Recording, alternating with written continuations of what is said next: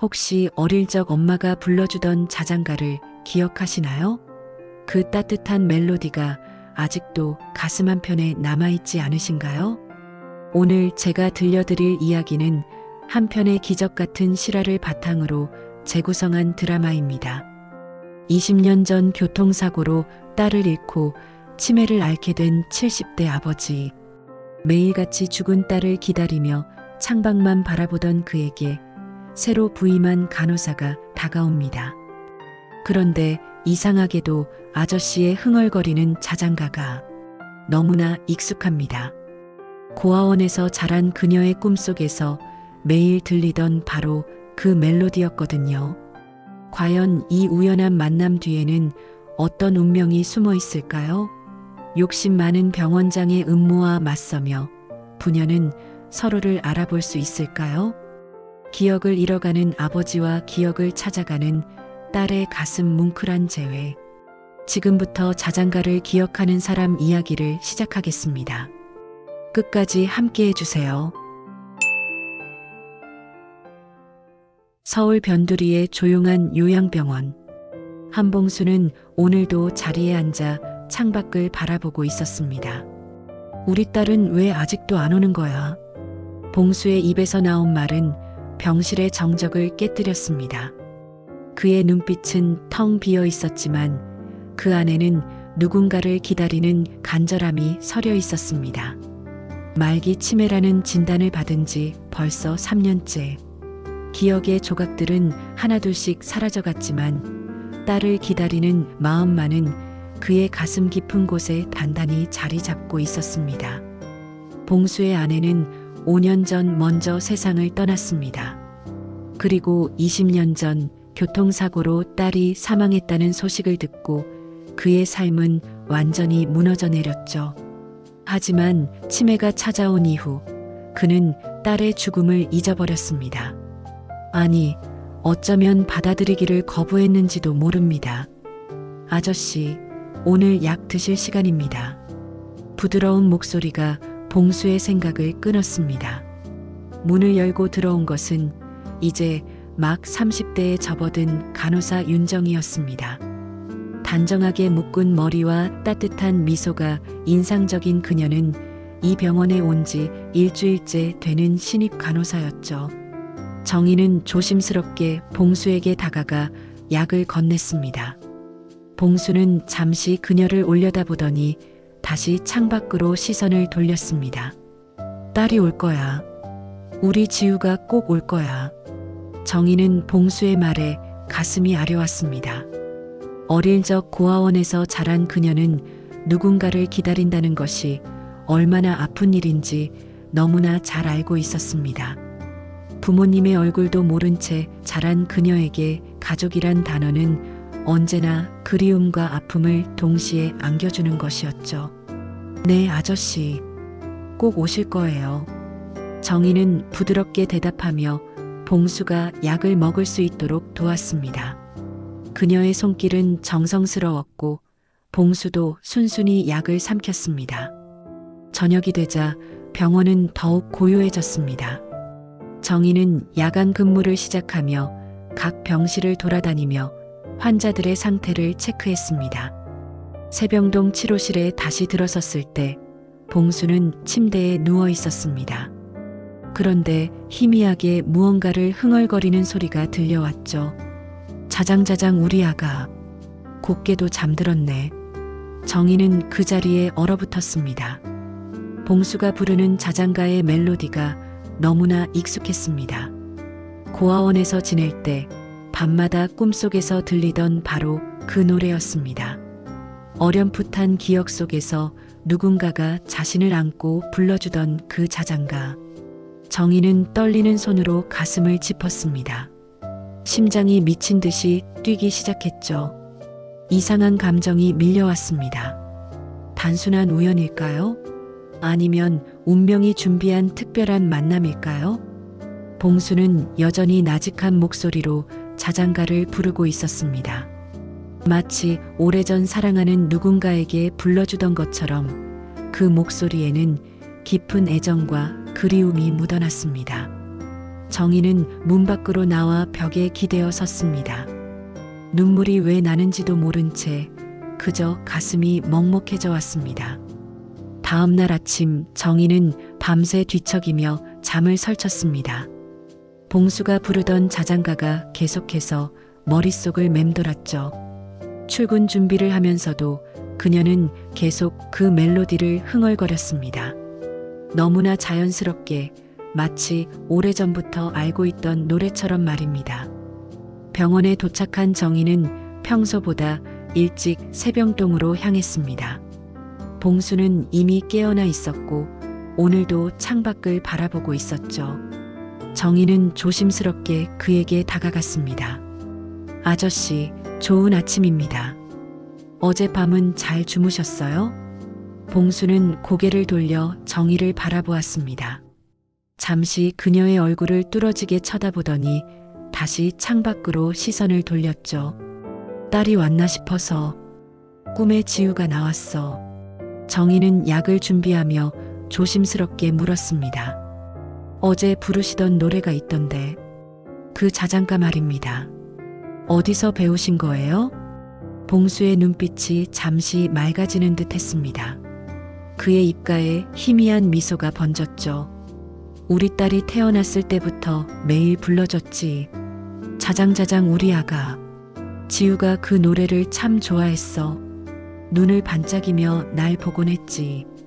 봉수는 허공을 바라보며 말을 이어갔습니다.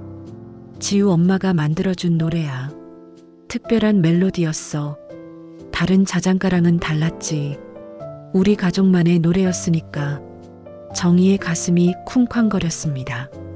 특별한 멜로디라니. 그녀가 꿈속에서 들었던 그 자장가가 한 가족만의 특별한 노래였다는 사실이 너무나 이상했습니다. 정희는 떨리는 목소리로 그 자장가를 따라 불러보았습니다. 자장자장 우리 아가. 곱게도 잠들었네. 엄마 품에 안긴 아가. 예쁜 꿈을 꾸겠네. 봉수가 깜짝 놀라 정희를 돌아보았습니다. 그의 눈에 눈물이 고이기 시작했죠. 어떻게 그 노래를 알아? 지우 엄마가 만든 노래인데. 정희도 당황했습니다. 자신도 모르게 노래가 튀어나온 것이었죠. 마치 오래전부터 알고 있던 것처럼 가사까지 정확하게 기억하고 있었습니다. 저도 모르겠어요. 그냥 어릴 때부터 꿈에서 들었던 노래인데. 정희는 근무를 마치고 기숙사로 돌아왔습니다. 그녀는 옷장 깊숙한 곳에 보관해둔 낡은 가방을 꺼냈죠. 그 안에는 고아원에서 나올 때 가지고 온 몇 안 되는 물건들이 들어 있었습니다. 낡은 사진첩 하나와 출생증명서, 그리고 작은 팔찌 하나. 출생증명서를 펼쳐본 정희는 한숨을 쉬었습니다. 거기에는 윤정이라는 이름과 생년월일만 적혀 있을 뿐 부모님에 대한 정보는 전혀 없었습니다. 고아원 원장님은 그녀가 6살 때 교통사고로 기억을 잃은 채 발견되었다고 했죠. 이름도 그때 새로 지어준 것이라고. 정희는 사진첩을 열었습니다. 희미하게 찍힌 흑백 사진 한 장이 있었는데 어린 소녀가 누군가의 품에 안겨 웃고 있는 모습이었습니다. 얼굴은 잘 보이지 않았지만 소녀의 볼에는 보조개가 선명했죠. 정희는 거울을 보며 자신의 보조개를 만져보았습니다. 그날 밤 정희는 잠을 이루지 못했습니다. 봉수의 이야기가 자꾸만 머릿속을 맴돌았죠. 그의 딸 지우가 6살 때 교통사고로 사망했다는 것, 자신이 6살 때 교통사고로 기억을 잃었다는 것. 너무나 많은 우연이 겹쳐 있었습니다. 다음 날 정희는 용기를 내어 수간호사에게 찾아갔습니다. 수간호사님, 한봉수 환자분의 가족관계에 대해 좀 더 알 수 있을까요? 수간호사는 의아한 표정으로 정희를 바라보았습니다. 왜 갑자기 그런 걸 물어보지? 환자 개인정보는 함부로 열람할 수 없는 거 알잖아.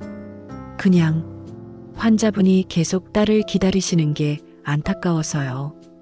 혹시 연락할 수 있는 가족이 있나 싶어서. 수간호사는 한숨을 쉬며 말했습니다. 한봉수 씨는 정말 안타까운 케이스야. 20년 전에 딸을 교통사고로 잃었대. 그것도 겨우 6살 때. 그 충격으로 부인도 몸이 약해져서 5년 전에 돌아가셨고 지금은 혼자야. 먼 친척이 가끔 오긴 하는데 거의 방치 수준이지. 정희의 가슴이 철렁 내려앉았습니다. 6살. 또 그 나이였습니다. 정희는 며칠 동안 고민 끝에 결심을 굳혔습니다. 퇴근 후 병원에서 멀지 않은 구청을 찾아갔죠. 민원실 직원에게 조심스럽게 물었습니다. 20년 전 교통사고 사망 기록을 확인할 수 있을까요? 당시 6살이었던 한지우라는 아이인데. 직원은 컴퓨터를 두드리며 기록을 찾아보았습니다. 잠시 후 고개를 들어 정희를 바라보았죠. 2004년 8월 15일 한지우 양 교통사고 사망 처리되어 있네요. 보호자는 부한봉수 모 김영숙으로 되어 있고요. 정희의 손이 떨렸습니다. 날짜까지 정확히 확인되자 더욱 혼란스러워졌죠. 하지만 직원의 다음 말이 그녀를 더욱 놀라게 했습니다. 그런데 좀 이상한 게 시신 확인 기록이 제대로 안 되어 있네요. 당시 사고가 워낙 심해서 신원 확인이 어려웠다고 되어 있는데 부모가 딸이라고 확인했다고만 나와 있어요. 정희는 구청을 나와 근처 벤치에 주저앉았습니다. 머릿속이 복잡해졌죠. 시신 확인이 제대로 안 되었다니. 혹시 자신이 그 한지우일 수도 있다는 생각이 점점 확신으로 변해갔습니다. 다음 날 정희는 봉수의 병실을 찾았습니다. 오늘따라 봉수의 상태가 좋아 보였죠. 정희는 용기를 내어 말을 꺼냈습니다. 아저씨, 지우가 어떤 아이였는지 들려주실 수 있어요? 봉수의 얼굴에 따뜻한 미소가 번졌습니다. 우리 지우는 참 예쁜 아이였어. 웃을 때마다 볼에 보조개가 쏙 들어갔지. 노래하는 걸 좋아했고 특히 자장가를 불러달라고 조르곤 했어. 정희는 가슴이 뛰기 시작했습니다. 봉수는 계속 이야기를 이어갔죠. 8월 15일 광복절이었어. 가족끼리 놀러 가기로 했는데 내가 잠깐 한눈판 사이에 지우가 도로로 뛰어들었어. 그리고 봉수의 목소리가 떨렸습니다. 정희는 그의 손을 조심스럽게 잡았죠. 괜찮아요, 아저씨. 한편 병원 원장실에서는 심상치 않은 대화가 오가고 있었습니다. 원장과 부원장이 서류를 보며 의미심장한 표정을 짓고 있었죠. 한봉수 씨 재산이 생각보다 많네요. 강남에 빌딩도 있고 예금도 상당하고 치매가 심해서 후견인 지정이 시급한데 마땅한 가족이 없으니. 부원장이 교활한 미소를 지었습니다. 우리가 잘 처리하면 되지 않을까요? 어차피 정신이 온전하지 않으니. 정희는 병실을 나와 복도를 걷다가 우연히 원장실 앞을 지나게 되었습니다. 문이 살짝 열려 있어 대화 내용이 들렸죠. 봉수의 재산을 노리는 그들의 대화에 정희는 분노가 치밀어 올랐습니다. 그날 저녁 정희는 큰 결심을 했습니다. 유전자 검사를 받기로 한 것이죠. 병원 검사실에 아는 선배가 있어 조심스럽게 부탁했습니다. 선배, 제가 친부모를 찾고 있는데 혹시 유전자 검사를 도와주실 수 있을까요? 선배는 정희의 간절한 눈빛을 보고 고개를 끄덕였습니다. 공식적으로는 어렵지만 개인적으로 도와줄게. 대상자 검체만 가져오면 돼. 정희는 다음날 봉수의 약을 챙기며 조심스럽게 머리카락 몇 가닥을 수집했습니다. 그리고 자신의 것과 함께 검사를 의뢰했죠. 결과가 나오기까지는 일주일이 걸린다고 했습니다. 그 일주일 동안 정희는 봉수와 더 많은 시간을 보냈습니다. 봉수는 날이 갈수록 정희에게 마음을 열었고 지우에 대한 이야기를 더 많이 들려주었죠. 지우는 똑똑한 아이였어. 한글도 일찍 떼고 숫자도 잘 세고 그리고 참 왼쪽 발목에 작은 점이 있었지. 태어날 때부터 있던 거였어. 정희는 화장실에 들어가 자신의 왼쪽 발목을 확인했습니다. 거기에는 정말로 작은 점이 있었죠. 더 이상 우연이라고 하기에는 너무나 많은 것들이 일치했습니다.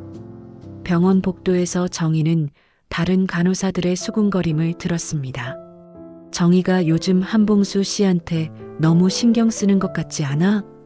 그러게. 다른 환자들도 많은데 왜 그 할아버지한테만? 정희는 그런 시선들을 의식하면서도 봉수 곁을 떠날 수 없었습니다. 마치 운명이 그들을 다시 만나게 한 것처럼 그녀는 봉수와 함께 있을 때 이상하게 편안함을 느꼈습니다. 유전자 검사 결과를 기다리며 불안한 나날을 보내던 어느 날 정희는 봉수의 병실을 정리하다가 수납장 깊숙한 곳에서 낡은 상자를 발견했습니다. 먼지가 수북이 쌓인 그 상자를 조심스럽게 열어보니 그 안에는 예상치 못한 것들이 들어 있었죠. 이게 뭐지? 정희의 손이 떨렸습니다. 상자 안에는 30년 전에 만들어진 것으로 보이는 실종 전단지가 있었습니다. 바랜 종이 위에는 한지우 당시 6세, 키 105cm, 보조개 있는 미소라는 문구와 함께 흑백 사진이 인쇄되어 있었죠. 정희는 사진을 들여다보며 숨이 막혔습니다. 사진 속 아이의 얼굴은 흐릿했지만 웃고 있는 모습에서 선명하게 보이는 보조개가 있었습니다. 자신의 어린 시절 사진과 너무나 닮아 있었죠. 정희는 거울을 꺼내 자신의 얼굴을 비춰보았습니다. 웃을 때마다 나타나는 그 보조개가 사진 속 아이와 똑같은 위치에 있었습니다. 상자 안에는 더 많은 것들이 있었습니다. 작은 머리끈, 색이 바랜 크레파스, 그리고 데디 아이 러브 유라고 삐뚤빼뚤하게 적힌 그림 한 장. 정희는 그림을 보며 눈물이 났습니다. 어린아이가 그린 가족 그림이었는데 아빠, 엄마 그리고 작은 여자아이가 손을 잡고 있는 모습이었죠. 실종 전단지라니. 사망이 아니라 실종이었단 말인가. 정희는 전단지를 자세히 살펴보았습니다. 날짜는 2004년 8월 15일. 구청에서 확인한 사망 날짜와 같았습니다. 하지만 이 전단지는 분명 실종을 알리는 내용이었죠. 전단지 아래쪽에는 작은 글씨로 메모가 적혀 있었습니다. 우리 지우를 찾아주세요. 분명 살아있을 거예요. 시신을 찾지 못했습니다. 정희는 급하게 상자를 제자리에 넣고 병실을 나왔습니다. 복도에서 잠시 숨을 고르며 생각을 정리했죠. 왜 봉수는 딸이 죽었다고 믿고 있는 걸까? 왜 실종 전단지가 있는 걸까? 그때 원장실에서 나오는 부원장과 마주쳤습니다. 부원장은 정희를 보자 의미심장한 미소를 지었죠. 윤정희 간호사, 요즘 한봉수 씨께 관심이 많으신 것 같은데 환자를 돌보는 게 제 일입니다. 그래요? 그런데 너무 과하면 오해받을 수 있어요. 특히나 한봉수 씨처럼 재산이 많은 환자의 경우엔 더욱 조심해야죠. 부원장의 말에는 경고가 담겨 있었습니다. 정희는 고개를 숙여 인사하고 자리를 피했지만 불안한 마음은 가시지 않았죠. 저녁이 되어 정희는 다시 봉수의 병실을 찾았습니다. 봉수는 여전히 창밖을 바라보고 있었습니다. 정희는 조심스럽게 그의 곁에 앉았죠. 아저씨, 혹시 지우가 실종됐었나요? 봉수의 몸이 미세하게 떨렸습니다. 그의 눈빛이 순간 맑아지는 것 같았죠. 실종. 그래, 처음엔 실종이었어. 사고 현장에서 지우를 찾을 수 없었거든. 피만 있고, 신발 한 짝만 있고. 봉수의 목소리가 떨렸습니다. 오래된 기억을 더듬는 것이 고통스러운 듯 했죠. 경찰은 강물에 떠내려갔을 거라고 했어. 한 달을 찾았지만 결국 못 찾았어. 그래서 사망 처리를 했지. 영숙이가 그때 많이 아팠어. 지우 없이는 못 산다고. 정희는 봉수의 이야기를 들으며 퍼즐 조각이 맞춰지는 것을 느꼈습니다. 시신을 찾지 못한 채 사망 처리가 된 것이었죠. 그렇다면 자신이 정말 그 한지우일 가능성이 더욱 높아졌습니다. 다음 날 병원 복도에서 정희는 충격적인 대화를 엿듣게 되었습니다. 원장과 부원장, 그리고 낯선 남자가 대화를 나누고 있었죠.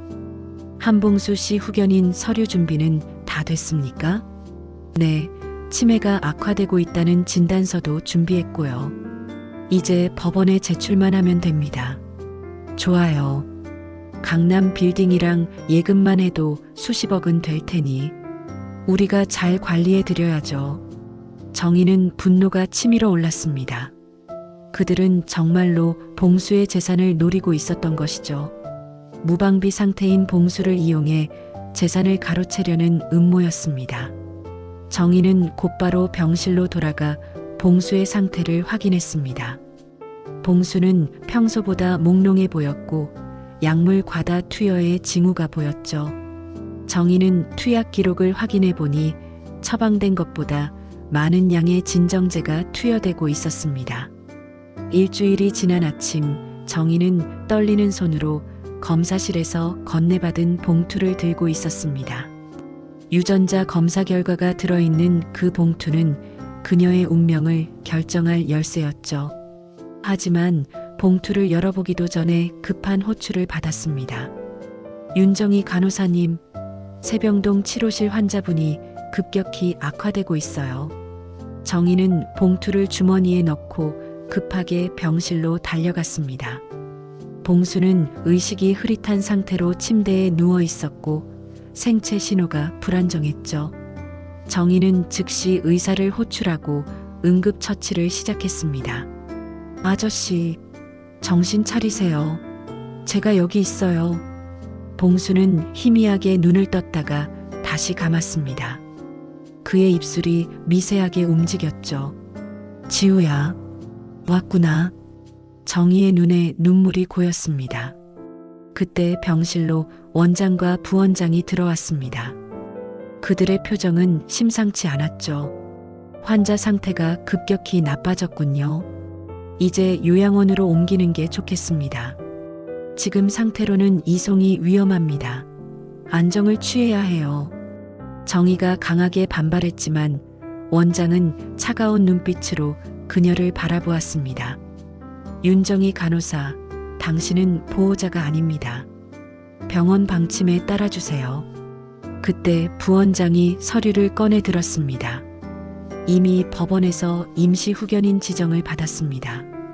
한봉수 씨의 모든 의료 결정은 이제 우리가 합니다. 정희는 믿을 수 없다는 표정으로 서류를 확인했습니다. 정말로 병원 측이 봉수의 후견인이 되어 있었죠. 이대로라면 봉수는 완전히 그들의 손아귀에 들어가게 되는 것이었습니다. 이건 불법이에요. 환자분께는 가족이 있어요. 가족? 20년 전에 죽은 딸 말입니까? 아니면 5년 전에 돌아가신 부인? 원장의 냉소적인 말에 정희는 주먹을 꽉 쥐었습니다. 그때 정희의 주머니에서 검사 결과 봉투가 떨어졌죠. 부원장이 재빠르게 그것을 집어들었습니다. 이게 뭡니까? 유전자 검사 결과? 정희는 봉투를 빼앗으려 했지만 부원장은 이미 내용을 확인하고 있었습니다. 그의 표정이 굳어졌죠. 흥미롭군요. 한봉수 씨와 친자 확률 99.9%라. 병실에 정적이 흘렀습니다. 정희는 떨리는 목소리로 말했습니다. 저 가족 있어요. 찾았어요. 저 그분 딸이에요. 원장과 부원장은 서로를 바라보며 당황한 기색을 보였습니다. 하지만 곧 원장이 비웃음을 터뜨렸죠. 말도 안 되는 소리. 한지우는 20년 전에 죽었습니다. 이건 조작된 검사 결과일 뿐이에요. 조작이 아니에요. 저는 정말로. 그만. 당신 같은 고아 출신이 재산을 노리고 이런 연극을 하는 건가요? 당장 이 병원에서 나가세요. 해고입니다. 정희는 절망적인 표정으로 봉수를 바라보았습니다. 봉수는 여전히 의식이 흐릿한 상태였죠. 보안 요원들이 들어와 정희를 강제로 끌어내기 시작했습니다. 아니에요. 제가 진짜 딸이라고요. 아빠, 아빠. 정희의 절규는 병원 복도에 울려 퍼졌지만 아무도 믿어주지 않았습니다. 그녀는 그렇게 병원에서 쫓겨났고 유전자 검사 결과도 빼앗긴 채 무력하게 주저앉을 수밖에 없었죠. 병원 밖에서 정희는 무릎을 꿇고 오열했습니다. 20년 만에 찾은 아버지를 눈앞에서 잃게 된 것이었습니다. 게다가 그들이 봉수를 어떻게 할지 생각하니 더욱 가슴이 미어졌죠. 어떻게 해야 하지? 어떻게? 정희는 눈물을 닦고 일어섰습니다. 포기할 수 없었습니다. 봉수를 구해야 했고 진실을 밝혀야 했죠. 하지만 혼자서는 불가능했습니다. 증거도 없고 믿어줄 사람도 없었으니까요. 그때 정희의 핸드폰이 울렸습니다. 검사실 선배였죠. 정희야, 검사 결과 원본이 내 컴퓨터에 백업되어 있어. 필요하면 언제든 와. 정희의 눈에 희망이 보였습니다. 아직 끝난 게 아니었습니다. 그녀는 주먹을 꽉 쥐고 병원을 올려다보았죠. 그곳 어딘가에서 아버지가 위험에 처해 있었습니다. 한편 병원에서는 봉수를 급하게 요양원으로 이송할 준비를 하고 있었습니다. 원장과 부원장은 예상치 못한 변수가 생겼지만 계획을 강행하기로 했죠. 봉수의 의식이 완전히 돌아오기 전에 모든 것을 끝내야 했습니다. 그날 밤 비가 내리기 시작했습니다. 정희는 병원 건물 뒤편 직원 출입구 근처에 숨어 있었죠. 검사실 선배에게서 받은 유전자 검사 원본을 품에 안고 어떻게든 봉수에게 다가갈 방법을 찾고 있었습니다. 밤 11시 병원은 한산해졌습니다. 정희는 예전에 함께 일했던 동료 간호사에게 연락을 했죠. 다행히 그녀는 야간 근무 중이었습니다. 선이야, 나 정희야. 부탁이 있어. 한봉수 환자분이 지금 어떤 상태인지만 확인해 줄 수 있을까? 전화 너머로 망설이는 기색이 느껴졌지만 선희는 조심스럽게 대답했습니다. 정희야, 한봉수 할아버지 내일 새벽에 요양원으로 옮긴대. 지금은 약물 때문에 계속 잠들어 계셔. 정희의 가슴이 철렁했습니다. 시간이 없었죠. 그녀는 결심을 굳히고 병원으로 들어갈 방법을 찾기 시작했습니다.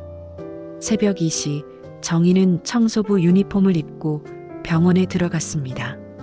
야간 청소 직원으로 위장한 것이었죠. 천천히 세병동으로 향하며 주변을 살폈습니다. 복도는 어둡고 조용했습니다. 치료실 앞에 도착한 정희는 조심스럽게 문을 열었습니다. 봉수는 침대에 누워 있었고 약물의 영향으로 깊이 잠들어 있었죠. 정희는 그의 곁으로 다가가 손을 잡았습니다. 아빠, 저 왔어요. 지우예요. 그때 봉수가 희미하게 눈을 떴습니다. 초점 없는 눈동자가 정희를 향했죠. 정희는 눈물을 참으며 자장가를 부르기 시작했습니다. 자장자장 우리 아가. 곱게도 잠들었네. 봉수의 눈빛이 조금씩 맑아지기 시작했습니다. 그의 입술이 떨렸죠. 그 노래, 지우가 좋아하던. 맞아요, 아빠. 제가 지우예요. 살아있어요. 20년 만에 아빠를 찾았어요. 봉수의 눈에서 눈물이 흘러내렸습니다. 떨리는 손으로 정희의 얼굴을 만지려 했죠. 바로 그때 병실 문이 거칠게 열렸습니다. 거기 누구야? 경비원들이 들이닥쳤고 뒤이어 원장과 부원장이 나타났습니다. 그들은 정희를 보고 경악했죠. 윤정희, 불법 침입의 환자 괴롭힘까지 이제 경찰에 넘기겠어. 경비원들이 정희를 붙잡으려 했습니다. 그때 놀라운 일이 일어났죠. 봉수가 갑자기 큰 소리로 외쳤습니다. 지우야, 지우 맞지? 우리 딸 지우. 봉수의 기억이 극적으로 돌아온 순간이었습니다. 약물에도 불구하고 딸을 알아본 것이었죠. 그는 정희의 손을 꽉 잡고 놓지 않았습니다. 이 사람들이 날 가둬놨어. 약을 먹여서. 지우야, 가지마. 원장과 부원장은 당황한 기색을 보였습니다. 봉수의 의식이 돌아온 것은 계산에 없었죠. 부원장이 재빨리 주사기를 꺼내들었습니다. 환자가 혼란 상태입니다. 진정제를 놔야겠어요. 안 돼요. 정희가 막아섰지만 경비원들이 그녀를 붙잡았습니다. 바로 그 순간 예상치 못한 인물이 나타났죠. 잠깐 다들 멈춰요. 병실로 들어온 것은 젊은 남자였습니다. 그는 스마트폰을 들고 있었고 화면에는 라이브 방송 중이라는 표시가 떠 있었죠. 저는 유튜버 김민수입니다.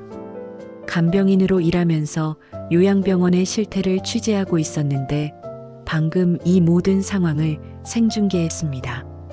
지금 시청자가 3만 명이 넘어요.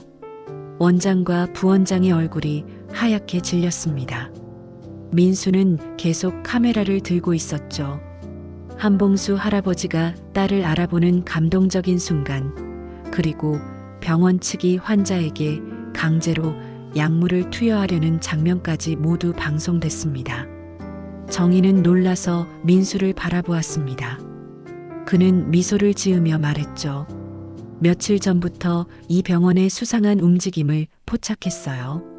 특히 한봉수 할아버지 거는 뭔가 이상했죠. 그래서 오늘 밤 대기하고 있었습니다. 봉수는 정희를 꽉 안으며 흐느꼈습니다. 지우야, 정말 내가 맞구나. 아빠가 미안해. 널 지키지 못해서. 아빠, 저예요. 진짜 저예요. 부녀의 재회 장면은 실시간으로 수만 명에게 전달되었고 댓글창은 감동과 분노의 메시지로 가득 찼습니다. 원장과 부원장은 더 이상 어떻게 할 수 없는 상황이 되었죠. 하룻밤 사이에 민수의 유튜브 영상은 100만 뷰를 돌파했습니다. 20년 만에 재회한 치매 아버지와 딸, 요양병원의 충격적인 실태 등의 제목으로 언론사들이 앞다투어 보도하기 시작했죠. 병원 앞에는 취재진들이 몰려들었습니다. 정희는 병원 회의실에서 기자들 앞에 섰습니다. 수많은 카메라와 마이크가 그녀를 향했지만 정희의 목소리는 차분하고 단호했죠. 제가 찾고 싶었던 건 돈이 아니라 아빠의 기억이었습니다. 20년 동안 저도 모르게 그리워했던 가족이었어요. 한 기자가 물었습니다. 어떻게 20년 만에 아버지를 찾게 되었나요? 정희는 잠시 눈을 감았다가 떴습니다. 자장가였어요. 아빠가 부르던 자장가를 듣고 기억이 났습니다. 엄마가 만들어준 우리 가족만의 특별한 노래. 그 멜로디가 저를 아빠에게 인도했어요. 기자회견이 진행되는 동안 경찰은 병원 원장과 부원장을 조사하고 있었습니다. 환자 약물 과다 투여, 불법 후견인 지정, 재산 횡령 미수 등 여러 혐의가 드러났죠. 특히 봉수뿐만 아니라 다른 환자들에게도 비슷한 일이 있었다는 증언이 나오면서 수사는 확대되었습니다. 봉수는 다른 병원으로 옮겨져 제대로 된 치료를 받기 시작했습니다. 과다 투여되었던 약물을 중단하자 그의 상태는 눈에 띄게 좋아졌죠. 정희는 매일 그의 곁을 지켰습니다. 지우야, 내가 어떻게 살아있었니? 그동안 어디 있었니? 봉수의 물음에 정희는 조용히 대답했습니다. 저도 정확히는 몰라요. 6살 때 사고 이후 기억이 없어요. 고아원에서 깨어났대요. 이름도 새로 지어졌고, 하지만 꿈에서 항상 아빠 목소리가 들렸어요. 자장가를 부르는. 봉수는 딸의 손을 꼭 잡았습니다. 미안하다. 널 제대로 찾지 못해서. 너무 일찍 포기해버려서. 아빠 잘못이 아니에요. 우리가 다시 만났잖아요. 그것만으로도 기적이에요. 며칠 후 정희는 법원에서 정식으로 봉수의 딸임을 인정받았습니다. 유전자 검사 결과와 여러 정황 증거들이 그녀가 한지우임을 증명했죠.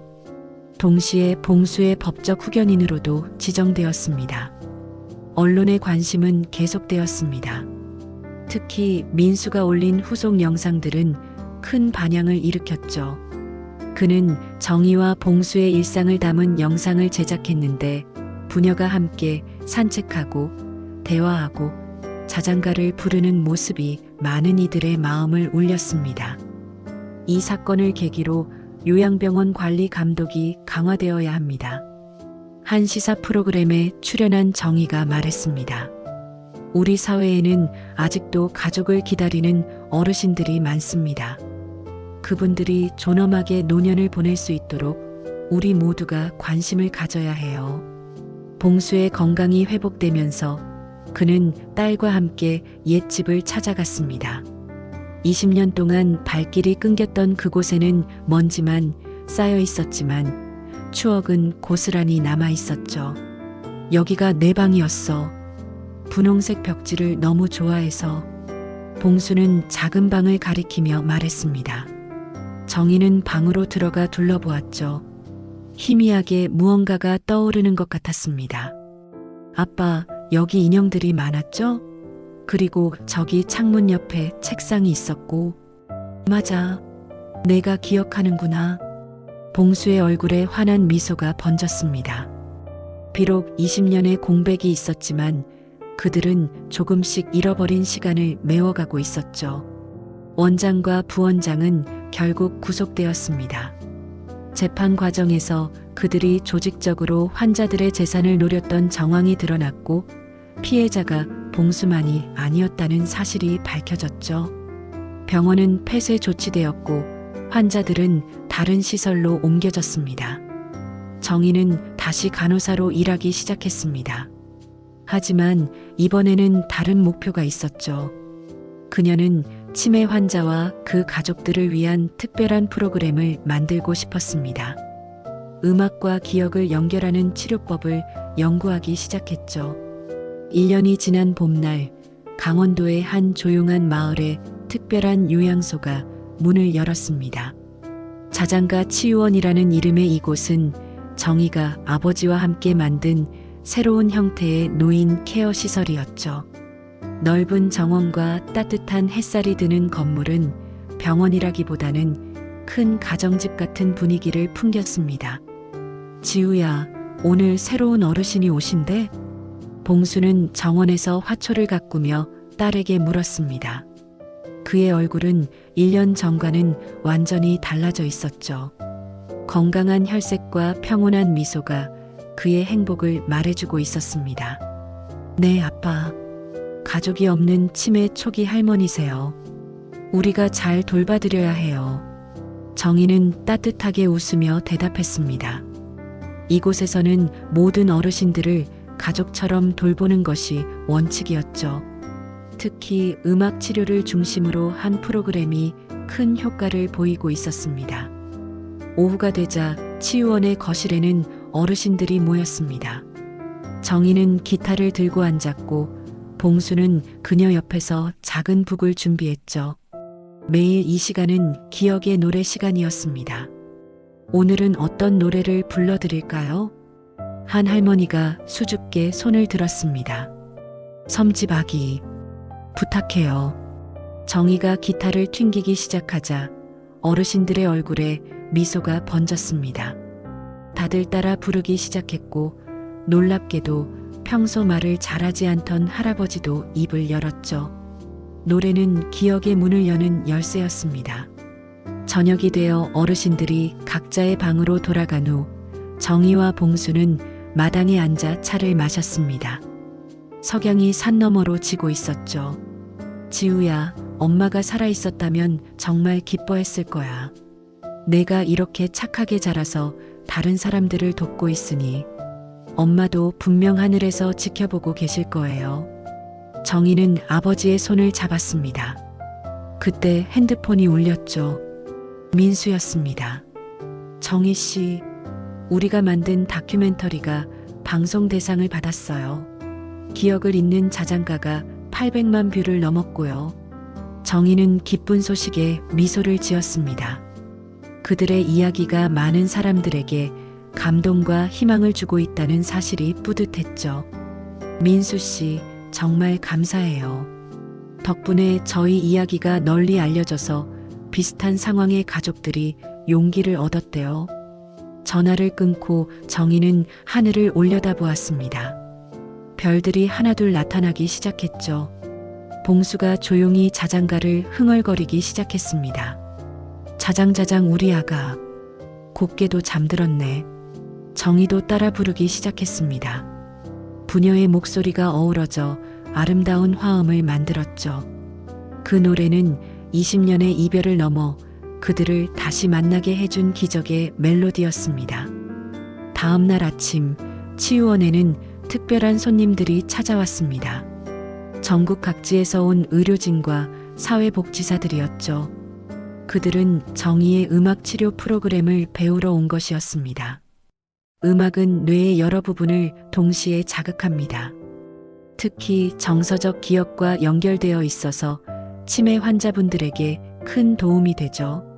정희는 열정적으로 설명했습니다.